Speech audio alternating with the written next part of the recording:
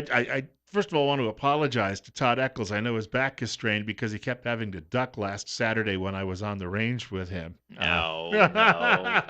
You did a good job. We had a good time. It was a nice course. I've got to tell people, I highly recommend it. The classroom portion, there's a lot I learned, and then we stepped outside, and your new range. I mean, it was beautiful out there. It was what, low 70s, and Perfect temperature. really not much of a breeze, Yeah. and and the people in the class were all very good natured people and good hearted, and but we had a variety. This is what uh, we should share with people, is that we had a variety of various firearms out there, and maybe that's an interesting jumping off point today. Just a quick note: 7 minutes after 9 o'clock, Todd joins us on Friday mornings for Patriot Defense, and we talk about issues related to gun safety as well as to just various firearms. Bill Colley with you as well on Top Story on News Radio 1310 KLIX and newsradio1310.com. A couple of the fellows who were there brought along revolvers, and I love revolvers. Going back to when I was a kid, and my dad carried a lot of them, and he liked them better than he liked his pistols. If you looked up and down, somebody there with a Glock, if I recall, Yeah. and we had some woman who was shooting a 22. Yep. And we had some Tauruses. We had well, there was Smith and Wessons. I mean, there's a little bit of everything. I see a little bit of everything in every class. I had one guy a few classes back, and these aren't necessarily. I mean, most of the I think the guns in our class were their concealed carry weapons, which I always encourage. But some people want to bring something odd to shoot, and state law doesn't, requirements doesn't say you have to shoot it with your with your concealed carry weapon. So some people bring 22s. I had one guy bring his grandpa's old Luger, and that was probably 2 or 3 classes ago. That was pretty interesting to watch. Um, old gun, and he got out of there before I caught up to him. I wanted to shoot it, Yeah, but he got out of there before I was able to do that. But no, it was a fun day. Lots of it was a small class. That was good though. We broke in the range right. Now the range right now is just a big pile of dirt. And eventually, over the course of time, I'd like to add some grass and some trees and whatnot, and even a little building there to kind of get it out. I thought I was going to have to throw up the easy up for some shade, but I did not. But it's a good class. I'm glad you could make it out.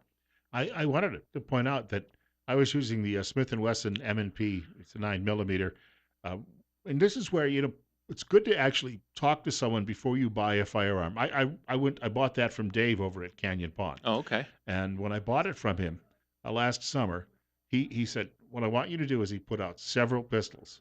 Said, "I want you to handle all of them first. Check the weight, see how they are in your grip, and he said, because you need to know all of these things in advance. You might want to buy, for instance, I went in there thinking, I want to buy a 1911. I love the history of it. I love the look of it. I Right. want to buy a 1911. But he had me try out all of these other firearms first and then said, for a starter gun, probably this is it. If it fits your grip well. Sure. But the one thing I noticed shooting it is, you don't have much recoil with it. It's very easy to handle. And that was the one thing that really impressed me. But there you go again. It's having someone work with you when you're buying that firearm Oh yeah. to see what's the best fit for you. Very much so, and that gun fits you great, and someone else may pick it up and not like it at all. A lot of the recoil management depends on the size of your hand, the size of the person, how it fits in your hand. That particular firearm actually has that one only comes with 3, but it comes with 3 different back straps that you can change out, or palm swells that you Right. can change out on the grip. So it's going to fit. You got a small, a medium, and a large. So those are going to fit different people, and I believe that's got a relatively low bore axis of where the barrel sits, and so that's going to help mitigate some of that recoil, so you're not getting as much recoil. And it's a nice full size type style weapon. So I don't talk publicly about this too often because I don't think people should. This is should be somewhat of a private matter. sure. But I wanted to mention it on Facebook last week because I think it's a good idea for anybody to take a course like this. What surprised me, how many other people are actually carrying that same M&P? Oh, I see a lot of them come through class. A lot of them come through classes. Um, so there's a lot of people out there carrying that. A lot of people out there, carrying Glocks as well. I see a little bit of everything, but uh, that's a really popular gun. In fact, you and me need to get together and you need to shoot the 2.0, because if you like that one, you'll love the 2.0. Now, one other thing I did notice, I wore short sleeve shirts. Mhm. I didn't sunburn.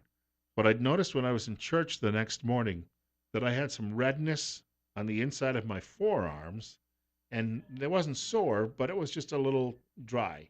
And I wondered if that might have been because maybe we were pushing out some gas or powder or something. I've never heard of that before. I mean, it could have been. It very well it could have been. I'm not.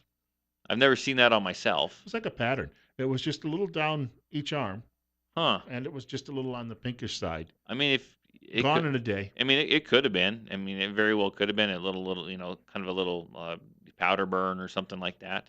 Very well could have been. I've never heard of that before though. So, And so, with all the brass we were throwing out, I didn't get hit with any brass to speak of. and that's good. Occasionally, some people will get hit with brass, and we go over that in class what to do because that's a big safety issue when you're shooting and you're standing pretty close, relatively close to some people. Some guns will launch the brass clear behind them.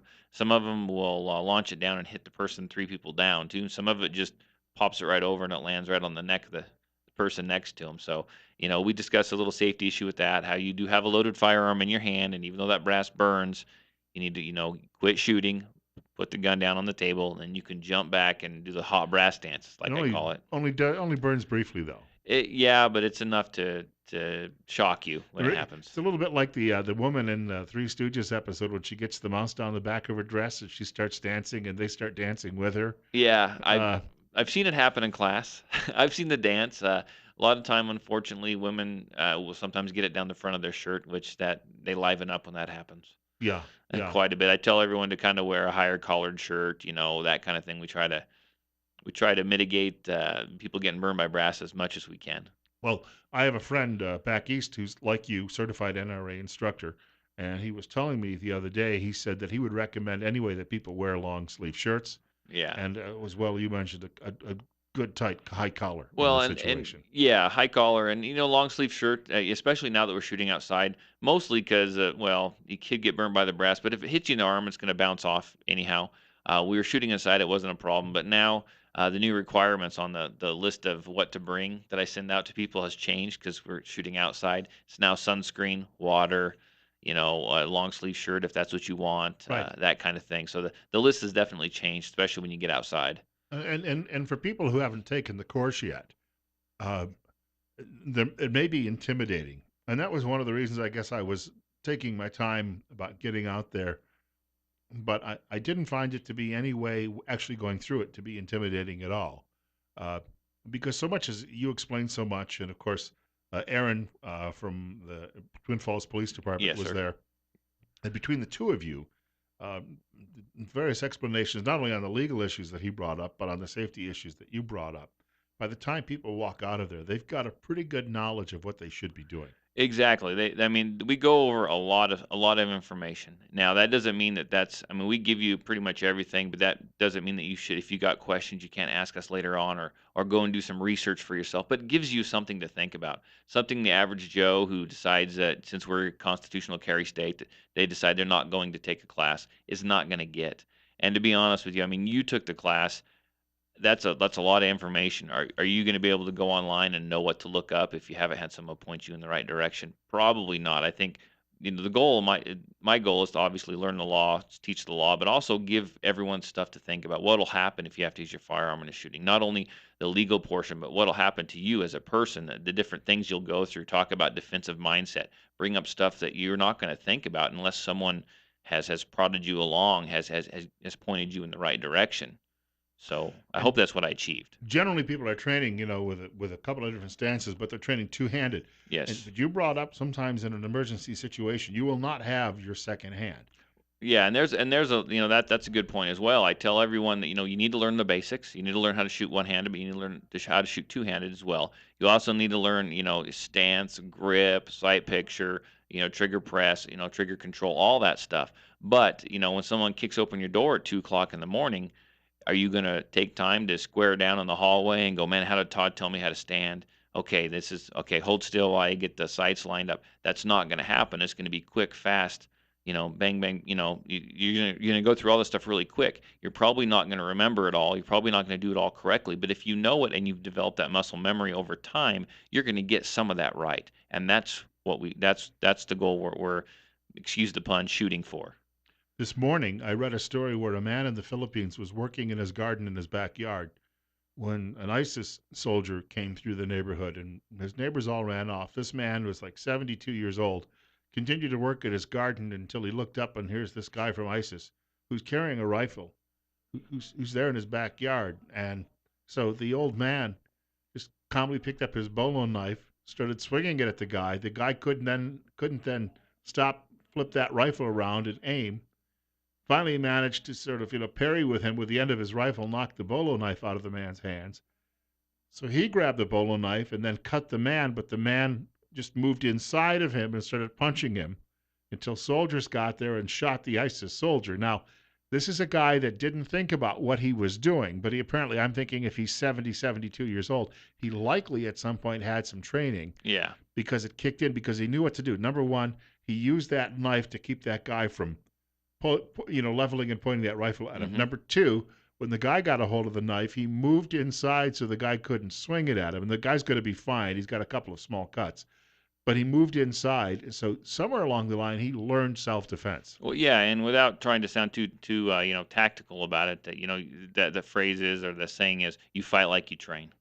And if you've never practiced, you've never trained, you what are you going to do? You're going to fall back to your lowest level, and you're going to do what you know. If you don't know it, if you've never shot, if you've never pulled the trigger, if you've never practiced the stance, the muscle memory, the every developed all that, it's not there. And you teach two different stances, and so people are going to try to find one of those that's comfortable for their needs. Right, and this is something I didn't touch on in class. I usually mention it, but I forgot to. But we used the isosceles stance, and we used the Weaver stance. Okay, and then there's a lot of hybrid stances that use both of those, and people kind of modified it to suit them because everyone's got a different body type. Everyone, I've had guys that have had rods in their leg and they can only shoot one way, or they have to modify something, and that's fine as long as it's safe. I guess the key to this is find what works for you. Find is what you can be consistent at, and still make good shot and take a defensive stance in. One of those is just basically moving your legs apart to about shoulder width, right? Yeah, yeah, and that's kind of the one I like, but there's always a downfall to everything, and you need to know the downfalls, and that one is it's really easy to get pushed over. It's really easy to have someone come forward. The other one is the Weaver stance, which puts you in what they call the interview type stance, which is what law enforcement uses. And you'll see if you ever get pulled over and get a ticket, they'll approach the car and they'll stand there in what they call the interview stance, and that's kind of a semi-bladed stance, and they do that because it's like the fighting stance. It's really hard to get knocked over, taken off, out of place. My favorite one is the kind of like the Weaver stance, but I have both my arms locked out, like in the isosceles stance when I'm holding the firearm, and I lean really far forward. I'm all about getting aggressive and really leaning into the stance. I actually saw an old publicity photo of Mark Felt, the former FBI agent who Uh was huh. deep throat, and we got to get to a break, but he's actually using that wide stance in the publicity shot for the FBI, but they didn't pull people over and interview them either. Not Right. not generally. We've got more coming up with Todd Eccles from Patriot Defense. 20 minutes after 9 o'clock. We're at 49. Bill Colley with you too as well on News Radio 1310, KLIX, and News Radio 1310.com. Our studio guest is Todd Eccles. He's joining us from Patriot Defense this morning. We're at 923. We just broke 50. And in some places, the sky is clearing. There's 3 inches of snow up in Sun Valley today. Better there than here. My scout filled full of water last night. The top came off on Yeah. Sunday, and I woke up about 1 o'clock, heard the rain, I couldn't go back to sleep. We only had about probably 4 inches of rain overnight, for crying out loud. None of it had been in the forecast. It just suddenly was there. It's going to be a mobile swimming pool. You drive and relax in the water at the same time. Not a bad idea. Yeah. And it'll be like a bathwater by the middle of next week when we get to those temperatures in the mid 80s to 90. Just a quick note, wanted to point out as well. Uh, my friends at Ramsey Heating and Electric can help you next week because they can help keep your home cool. In fact, if you have not yet tried out that, I've been saying this the last few days, you should be doing it. If you haven't flipped on the AC just to ensure that everything's in working order, you'll quickly find out next week if it isn't. So you need to call the pros now at Ramsey Heating and Electric and let them know if you have any issues, and they'll come out and they'll get the job done right and get it done right the first time. Ramsey Heating and Electric is located in Burley, and I got to give you a telephone number here too as well if you need to call them ASAP. The number is 678-0459. That's 678-0459. And again, that's Ramsey Heating and Electric, where they sell warm winters and cool summers.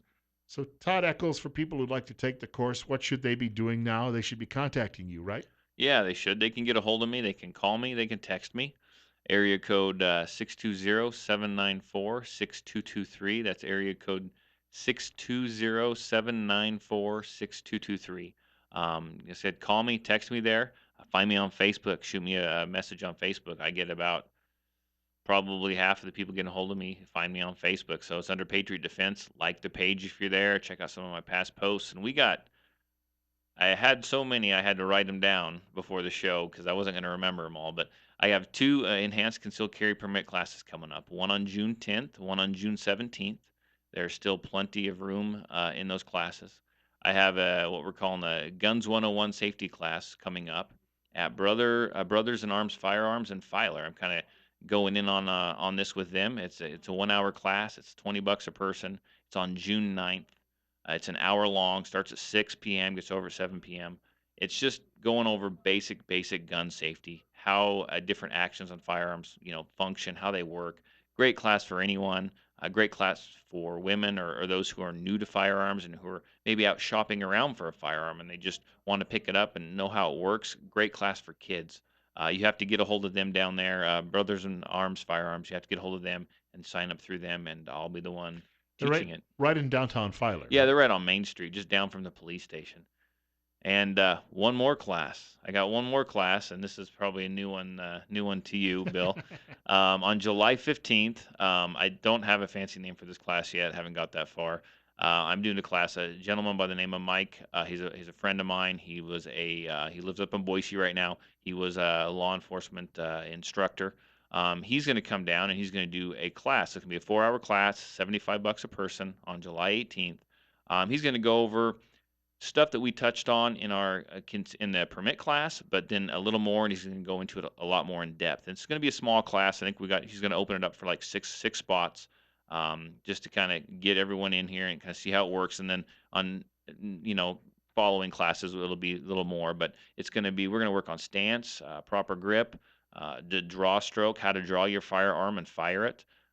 Good sight picture, how to draw your firearm and get right on target and get good, well placed shots. Trigger control, and we're going to touch on malfunction drills. What to do if your gun jams up, if you have a stovepipe. If he's going to show you the quick and easiest way to take care of all these items.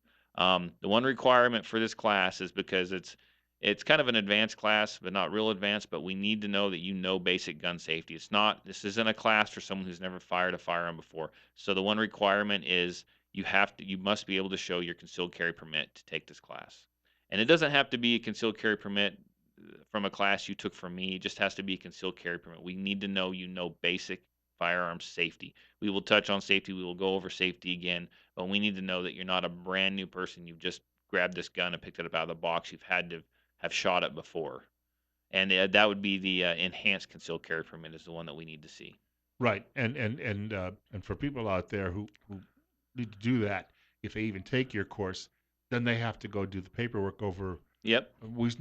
And not at the main building with the sheriff's department, but you do it over at It's County West. Yeah, at the DMV. So that's old hospital. Go to the old hospital. Sergeant Doug Sugden is over Yep. there. We should point out you probably should make an appointment with him in advance. He requires an appointment in advance typically. He'll probably squeeze you in if you show up, but it makes his life a lot easier if you make an appointment. And he's really quick about getting people in and getting people through. So And I'm actually using it for two things next week because I can drop by there, fill out the paperwork with him. I made the appointment, and then number two, while I'm there, DMV is also where you pick up your county parks pass for the summer. Oh, there you go. Your state parks pass.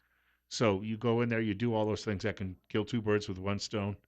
I don't want to really kill any birds, but depending on how some of the magpies here are. I know there's two of them building a nest on my house. If you want to kill birds.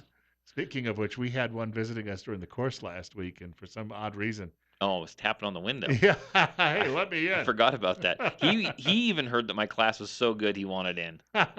We've got a short break. Todd Eccles is with us. He's from Patriot Defense. If you've got a comment or question for Todd, got to get that in. I would mention soon in the next segment of the program or early in the last segment because we have an abbreviated talk portion of the last segment. We're closing the show, the last few minutes of it today. with a Memorial Day tribute, some music from Katherine Jenkins and Billy Ray Cyrus. All of that on the way on News Radio 1310, KLIX, and newsradio1310.com. Call at 9:33. Bill Colley with you this morning on Top Story. Our guest this hour, Todd Eccles. He joins us from Patriot Defense on Friday mornings, and we talk firearms. We talk firearm safety. We take some questions now and then, too, about various firearms, about some of the laws that are involved, too. Telephone number to reach our show, 736-0300. That's 736-0300. I do want to mention our friend, Dr. Christine Pickup, Doctor of Audiology at Mount Harrison Audiology in Rupert. And a lot of people say we've got a lot of choices for hearing healthcare. Why would I pick Mount Harrison Audiology? Well, she's been doing this for nearly 18 years. She's got experience. If you drop by and visit her, she knows exactly what you're going to need when it comes to different styles of hearing aids. And obviously, not all hearing aids meet all needs, so she can work with you on those details. And I do want to remind you, you can get in touch with her by going to the website, mountharrisonaudiology.com, or you can reach out to her office at 208-312-0957. That's Mount Harrison Audiology, 312-0957. And at Todd Eccles, we were just having a discussion about various firearms off the air, and that's one thing. Well, we talked earlier about comfort, but most people who actually get involved with firearms culture eventually have more than one firearm, and for different uses. Oh yeah, I mean, you have hunting, you have just shooting at the range. Some of them have what they call range toys. They'll get these guns and they'll laser engrave them. They'll look real fancy. They'll get these, ARs. They'll do the same thing, and they're just range toys. They'll have fun at the range. And then everyone has their concealed carry. If they carry, they'll have their concealed carry handgun. Sometimes they'll have different size handguns for their concealed carry. Small ones, big ones, full size. It just depends on where they're going, what holsters they're using, what they're wearing, winter, summer. I mean, you saw that black bag I was carrying Yeah. around. It is full. I have because I never know what someone might need to borrow This is at why the I'm range. going to carry the gym bag from now on because it's big enough when I start adding to it. You need to get yourself one of those old violin cases, and Yeah. you can cut out the foam. There you go. And then, if you noticed the other day on Facebook, Forrest gave me some options too. He put up Yep. some photographs of some great options that he would have available too. So people out there can help you out if you need to expand. Yeah, and it's a very personal choice, obviously. I mean, Forrest has nothing wrong with his ideas. His ideas are different than my ideas, different than your ideas, different from everyone in the class. Obviously, you could tell by the variety of firearms you had in that class. Revolvers. I'm okay with a revolver. I've carried a revolver. It's not my main gig, but the one younger kid that was there with his revolver was a great shot with that revolver. I Yeah. can see why he likes to carry it. He was dead accurate. And he was showing me his loader, but he didn't use it. But he brought a Right. loader He had along. he had some speed loaders, yep, and he didn't use them because we aren't required to, do speed loads in that class. But I mean, he could shoot, so I would imagine that he knew how to run that gun. He knew how to reload that gun. Um, it was what fits the person, I guess. Yeah, I was going to say that you referenced the fellow with the Luger. There was a time when that was a very popular firearm, but that's like the 1911. It built up a mystique. Right. So people wanted it for the history and the mystique around it. Right. And now you can go buy a brand new 1911. You still got the mystique of it, but it's a newer firearm, so you can carry it. Now, would I want to carry that old Luger around? Probably not, just because Long it's barrel. yeah, and it's kind of just an antique, and I think it said his grandpa had brought it back or something. So you can shoot it, yeah, and enjoy it, but it's not necessarily going to be one that you want to carry. Well, thinking even about a 1911, the modern 1911s probably are a little easier to handle than some of the older ones. They're a little more refined. They got a little different insides. Springs. I mean, they're still set up the same way, and how they function's the same. But the technology and metallurgy and stuff's come such a long way from them that yeah, they'll run a little smoother. They're not as sharp. If that makes any sense to you, the Well, and edges. originally they were all 45, and now you can get a lot of them as 9 millimeter. And I've stated this on the show before. If you're going to shoot a 1911, it better be a 45 because I won't call a 9 millimeter 1911 a 1911. Now, in Taurus, by the way, I was looking up some of the models that they had available because there are a lot of good manufacturers out there uh, who can still produce a product at a pretty low cost. Taurus being one of them. Sure. And then a friend of mine also commented about a company in Florida that he shops with, and he mentioned this company, and he said he likes to buy American made. Oh, Sky. Right. Yeah, Sky. I've had a couple of those come through my classes, and I don't see a lot. I see some. They're affordable. They're like 300 something bucks. I don't know that they're probably not the best quality handgun out there. They do work.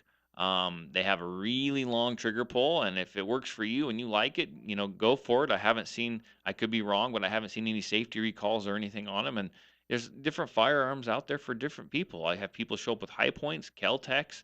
I mean, there's some guns out there that come to my class that I wouldn't buy, but these people love them. They can shoot them. They work for them. So it's better than a sharp stick, I Well, you guess. better be strong to carry that high point. Yeah, well, the high point's heavy. It is a heavy It's a heavy gun, firearm. but you know what? I'll say this for high points.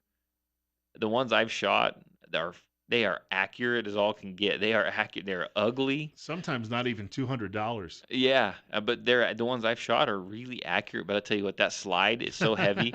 And a buddy of mine was shooting a 380, and you could almost see that slide kick back every time he pulled the trigger. And I just wanted to reach over and grab the slide and see if I could stop it. We have a short break. Todd Eccles from Patriot Defense joining us in studio this morning. And following the break, we have just a few minutes.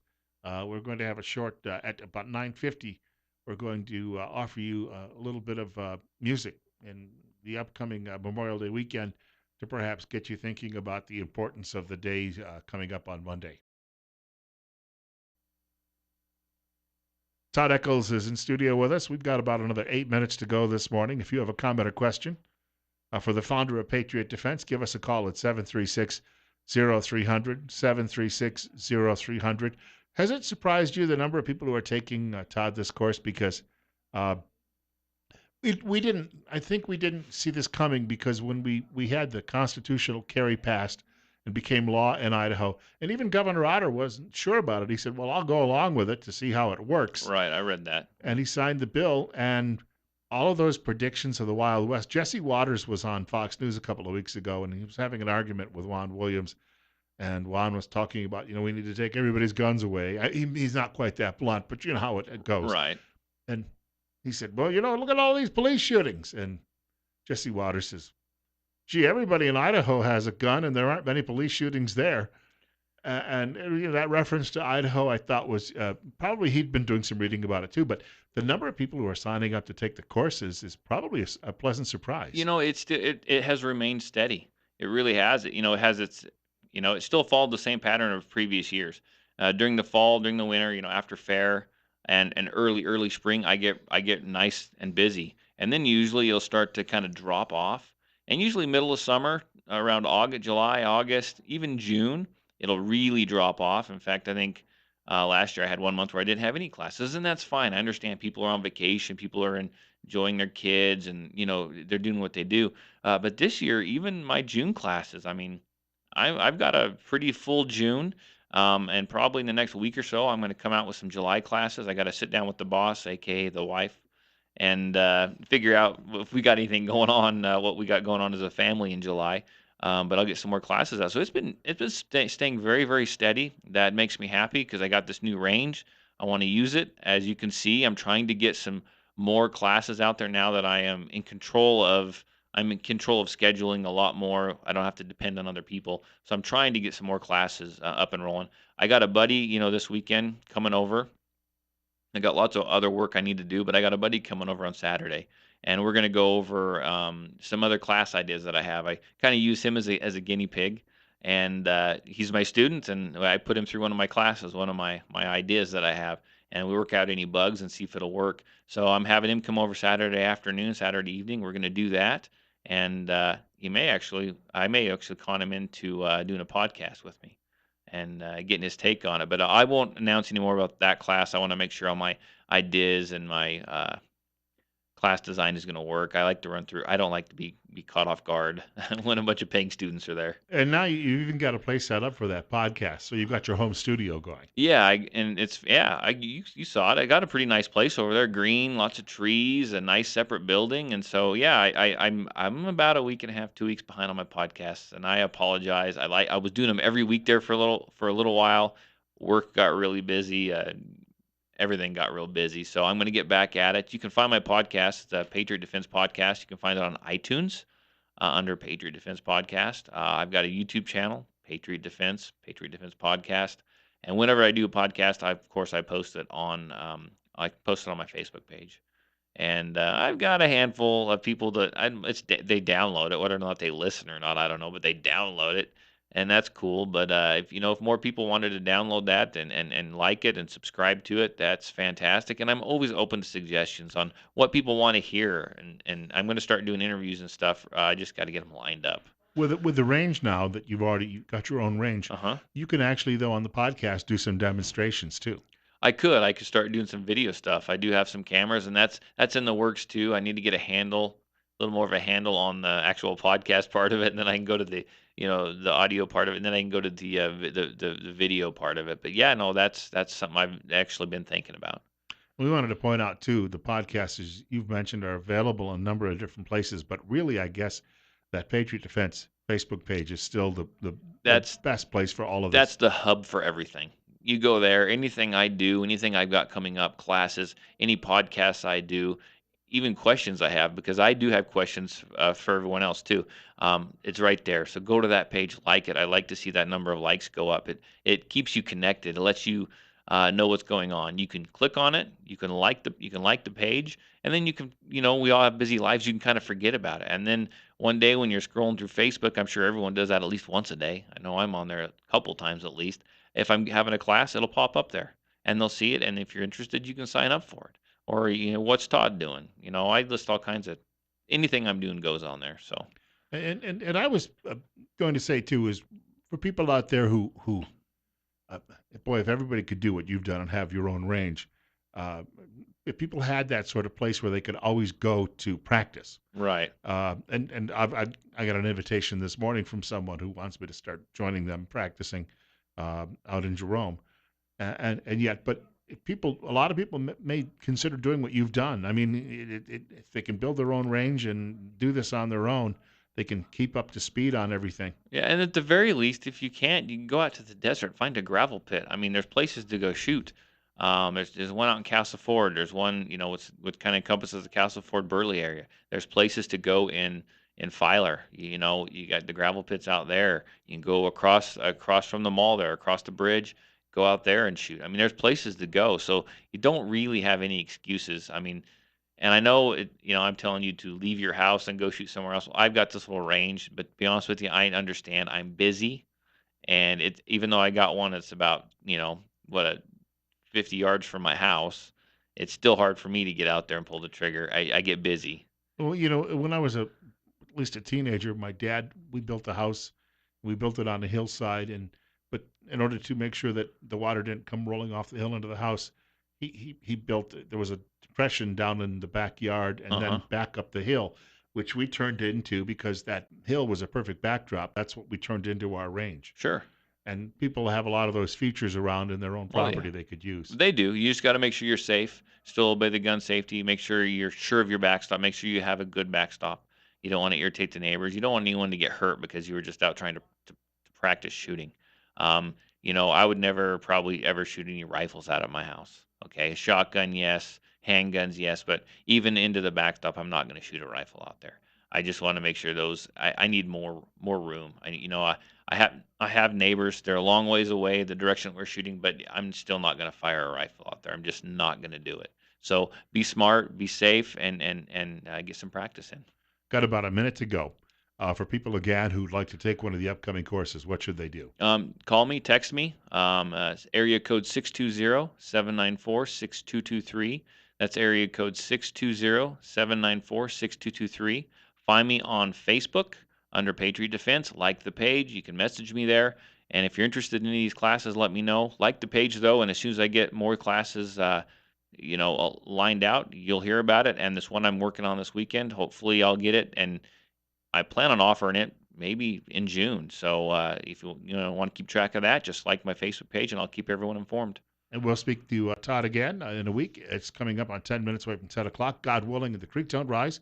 I'll be back here on Tuesday morning. We're off Monday for Memorial Day, and look forward to getting out and remembering those who paid that last full measure of devotion. And in fact, this morning I want to close the show with a couple of my favorite songs that relate to this. Miss Catherine Jenkins as well as Billy Ray Cyrus sending us into this Memorial Day weekend.